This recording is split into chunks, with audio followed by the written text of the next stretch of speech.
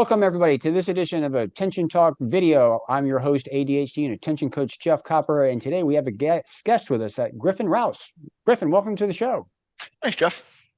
Good to be here. I love having you be here. Now, so everybody, on my channel, I've talked a little bit about mindset and the power of mindset. Often we're sitting in a situation, we're trying to remember things, and sometimes if you just kind of change your mindset and step into something, it can kind of guide your thinking process. And I brought Griffin on because I was having a conversation with him about some stuff that he was doing around emotions, specifically how to manage his emotions. And, you know, Griffin, one day we were talking about the idea of patience. Can you talk to us about your experience leading up to that and the value of patience and how it helps you kind of manage things? Yeah, so my struggle sort of was in, as you said, managing the emotions and not having meltdowns and sort of being able to control or be aware of when I'm reacting to things. And as I got better at that, one of my challenges was sort of what's going to help me just be more accepting of those emotions and be more okay with those emotions and not necessarily respond to them in the way that I was. And we talked about patience, and I think that we left it that we had a $5 bet that if I'm able to step into patience, that you're gonna send me $5. I gotta give you my address, by the way. But I that kind of stuck with me, I guess. And as I would get upset about something or could feel myself getting upset about something, and you know, I was aware of what my triggers were and what my warning signs were. It gave my brain something to think about, something tangible to go to as a reaction to those emotions. And the more I thought about patience and the presence of patience and the value of patience and reminding myself to be patient with myself, with my emotions, with my experiences, it really helped me to sort of take my brain off of the fact that I was upset, off of the fact that I was frustrated, and to give it something else to focus on. And that something else also happened to be a tool or an approach or technique that, or mindset maybe more accurately, that would also help me process these emotions in a much healthier, much more effective way. I coached a woman one time who was a quadra understudy. In other words, she could play 4 parts in the same play, which is very valuable. And I asked her one time, like, how do you remember all those parts?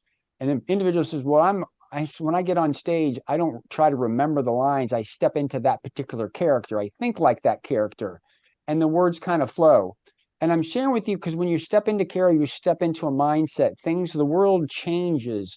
And what I'm hearing, Griffin, is when you were like, hey, I got to step into patience and be able to do that, it kind of guided you from there. And the way you dealt with it was different. Is that a misrepresentation, or is that an easy way of describing it? That's an easy way of describing it. Yeah.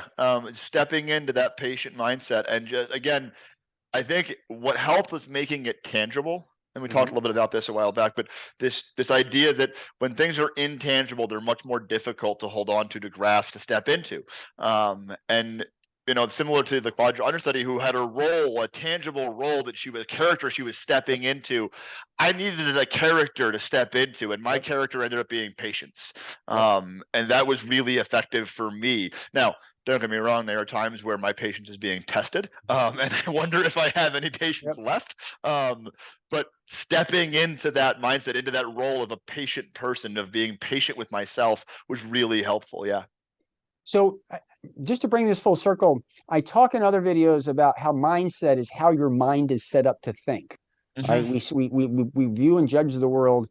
This is a little bit more subtle. It's stepping into a role. I'm going to step into kind of patience, like stepping into character on stage. And I wanted to have you on, Griffin, to kind of share this with other people, because if you've got ADHD and you're struggling with something, the idea of not like I'm having to deal with the stuff tactically. Sometimes if you can step into character, step into type of something, it guides your thinking process and can be effective. What I like about what you said is it was tangible for you. So while this might have worked for you, it might not work for somebody else, but the concept is still there.